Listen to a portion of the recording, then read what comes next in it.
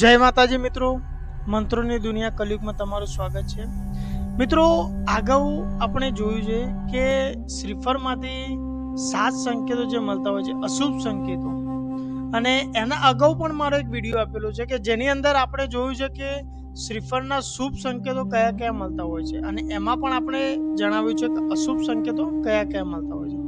તો આ દરેક સંકેતો એ આપણા ગ્રંથો, આપણા શાસ્ત્રોની અંદર આનો ઉલ્લેખ થયેલો છે કે જેના વિશે આપણે વાત કરવાના છીએ કે કયા કયા ગ્રંથમાં આની માહિતી આપણે મળે છે, અને કયા ગ્રંથોના આધારે આપણે આપણા જે અશુભ સંકેતો અને શુભ સંકેતો છે એને આપણે સારી રીતે સમજી શકીએ છીએ। મિત્રો, જો તમે એ વિડીયો મારો ના જોયો હોય તો ડિસ્ક્રિપ્શનની અંદર પણ હું લિંક આપેલી છે, અને મારી ચેનલ ઉપર પણ એની લિંક આપેલી છે, તો એ વિડીયો તમે જરૂરથી જોજો મિત્રો।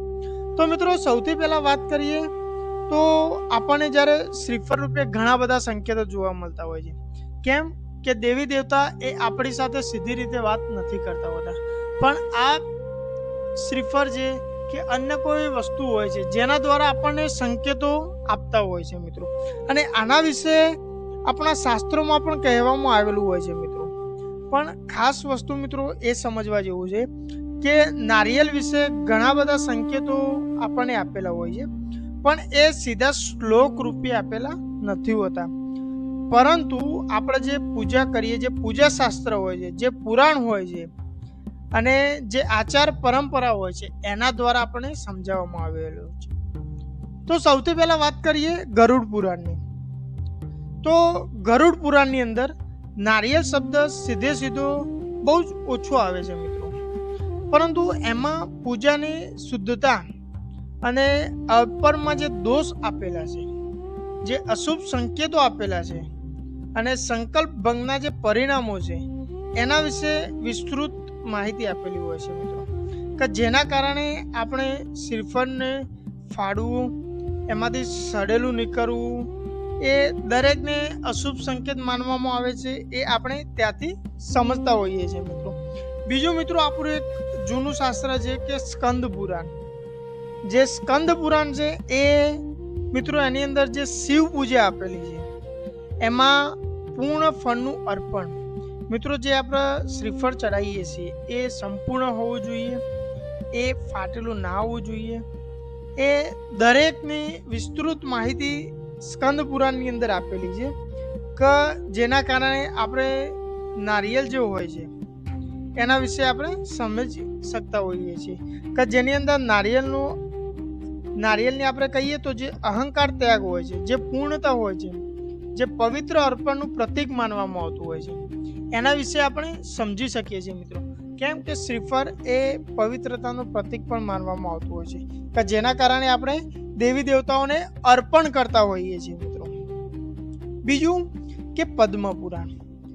પદ્મ પુરાણમાં મિત્રો દેવી દેવતાઓને ફળ જે અર્પણ કરવાનું હોય છે, પૂજામાં જે દોષ હોય છે અને ફળ ન મળવું એટલે કે અશુદ્ધ અને અર્પણનો નિષેધ જે કરવામાં આવેલો છે એની સંપૂર્ણ માહિતી આપણને પદ્મ પુરાણમાં જોતી હોય છે મિત્રો, અને અહીંથી જ આપણે એક માન્યતા મિત્રો બનતી હોય છે કે અશુદ્ધ ફળ જે હોય છે એ અર્પણ જ્યારે કરવા જાય છે પૂજાની અંદર તો એનાથી શું થતું હોય છે અને એને અશુદ્ધ ગણવામાં આવતું, અને સંપૂર્ણ માહિતી એક પદ્મ પુરાણની અંદર આપણે આપેલી હોય છે। ચોથા નંબરમાં મિત્રો વાત કરું તો ભવિષ્ય પુરાણ। ભવિષ્ય પુરાણમાં શુભ અને અશુભ શુકન, આના વિશેની આપણે સંપૂર્ણ માહિતી આપવામાં આવેલી હોય છે ભવિષ્ય પુરાણની અંદર, અને પૂજા સમયે વસ્તુ તૂટી જવી કે પડી જવી, આ સંપૂર્ણ ઉલ્લેખ આપણને જે ભવિષ્ય પુરાણ છે એના અંદર મળતો હોય છે, અને એના કારણે આપણે સમજતા હોઈએ છીએ કે નારિયેળ પોતે ફાટી જાય અથવા તો નારિયેળ પડી જાય તો એને અશુભ માનવામાં આવતું હોય છે। આ સંપૂર્ણ માહિતી આપણે ભવિષ્ય પુરાણના આધારે સમજી શકીએ છીએ। પાંચમા નંબરનું મિત્રો છે કે ધર્મશાસ્ત્ર અને જે સ્મૃતિ ગ્રંથો છે કે જેની અંદર મનુસ્મૃતિ, યાજ્ઞવલ્ક્ય સ્મૃતિ, આની અંદર આપણે પૂજાની પૂર્ણતા, સંકલ્પનું મહત્વ અને પૂજા અધૂરી ન રાખવી જોઈએ, આના દોષ વિશે મિત્રો સમજાવવામાં આવેલું છે। અને આના પરથી આપણે જે નારિયેળનું સંકલ્પ જે પ્રતીક હોય છે, એટલે કે પૂજા ક્યારે અધૂરી છોડવી નહીં. જો તમે અધૂરી છોડો છો તો એને અશુભ માનવામાં આવતી હોય છે. આના વિશેની વાત એ આપણને ધર્મશાસ્ત્ર અને સ્મૃતિ ગ્રંથોની અંદર જોવા મળે છે મિત્રો. બીજું કે પ્રાચીન લોક પરંપરા મિત્રો, આપણી જે પ્રાચીન લોક પરંપરાઓ છે એ ખૂબ જ મહત્વની હોય છે મિત્રો. અને નારિયેળ સંબંધી આપણને ઘણા સંકેતો સીધા ગ્રંથોમાં લખાયેલા નથી હોતા, તો પણ આપણને જે પરંપરાઓ હોય છે એના આધારિત આપણે અનુભવ કરતા હોઈએ છીએ મિત્રો. એક સીધી વસ્તુ તમને જણાવું કે નારિયેળ સંબંધી જે આ સંકેતો છે મિત્રો, એ શાસ્ત્રો સાથે સાથે પ્રાચીન આચાર પરંપરાઓ પણ આધારિત રહેલા છે મિત્રો, કે જેના કારણે આપણે પૂજામાં કઈ રીતના કરવું એનો અર્થ એ દરેક વિશે આપણે જાણી શકીએ છીએ મિત્રો. તો મિત્રો, અગાઉ આપણે જે શ્રીફળ વિશેના સંકેતોની વાત કરી, અને આ વિડીયોની અંદર આપણે કયા ગ્રંથમાં એનો કયો ઉલ્લેખ થયેલો છે એના વિશે આપણે વાત કરી છે મિત્રો. જો તમે આ ગ્રંથો વિશે વધુ માહિતી જાણવા માંગતા હોય અથવા તો કોઈ પણ અન્ય માહિતી તમે જાણવા માંગતા હોય તો તમે મને કોમેન્ટમાં પણ જણાવી શકો છો મિત્રો, કે જેથી મારો પૂરો પ્રયત્ન કરીશ કે માહિતી હું તમારા સુધી પહોંચાડું મિત્રો. અને આવી દરેક પ્રકારની માહિતી મારી ચેનલ ઉપર આપવામાં આવે છે કે જે તમને ધાર્મિક દેવી દેવતાઓ વિશેની જાણકારી આપે છે. તો મિત્રો, આવા જ વિડીયો જો તમે જોવા માંગતા હોય તો મારી ચેનલને સબસ્ક્રાઈબ કરી લેજો, અને આ વિડીયોને લાઈક કરવાનું મિત્રો ક્યારેય ભૂલતા નહીં મિત્રો.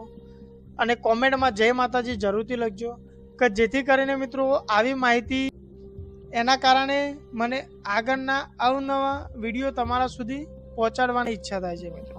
તો આજના વિડીયોમાં બસ આટલું જ મિત્રો. જય માતાજી, જય મા મેલેડી.